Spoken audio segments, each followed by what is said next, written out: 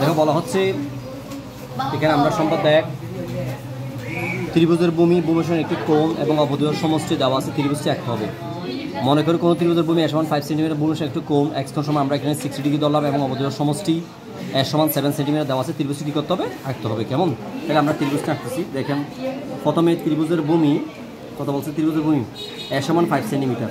আমরা এখানে সমান 5 সেন্টিমিটার করতেছি। দেখেন এক থেকে কত 5 সেন্টিমিটার নিয়ে ফেললাম। আবার এবং সমষ্টি বলছে যে 100 কত বলুন তো 7 সেন্টিমিটার নিয়ে ফেলাম। এটা এটা কত এটা হচ্ছে আপনার 5 সেন্টিমিটার, ঠিক আছে। আর এটা কত 7 সেন্টিমিটার লিখে ফেলাম। একটা কোণ নিতে বলছে আমাদেরকে, কত ডিগ্রি কোণ? 60 ডিগ্রি। কত ডিগ্রি কোণ? 60 ডিগ্রি। এটা বসালাম। চাঁদার মধ্যে একেবারে ক্লিয়ারলি নেওয়া যায়। দেখেন এখানে কত হচ্ছে 0, অর্থাৎ 0, 10, 20, 30, 40, 50 কত বলুন থেকে 60। এবার আসলাম এখান থেকে এইভাবে এখানে আমরা নিয়ে ফেলাম, ঠিক আছে। আচ্ছা এবার দেখেন আমরা চিত্রটা করতেছি এখানে, অর্থাৎ এই জায়গায় আসলাম এখানে।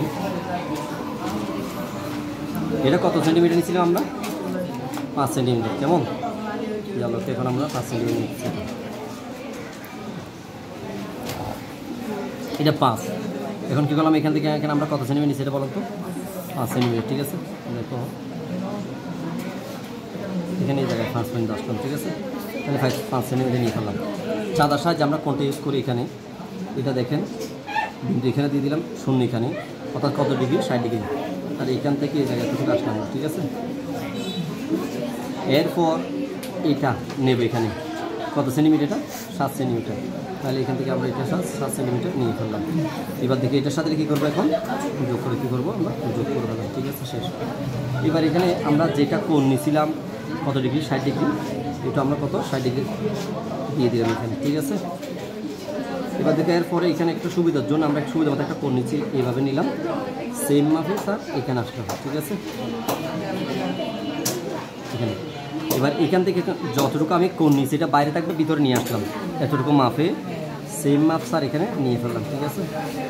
আবার তারপর দেখো এবার কী করলাম, অর্থাৎ এটার সাথে এটা কী করে দিলাম? আমরা যোগ করে দিলাম।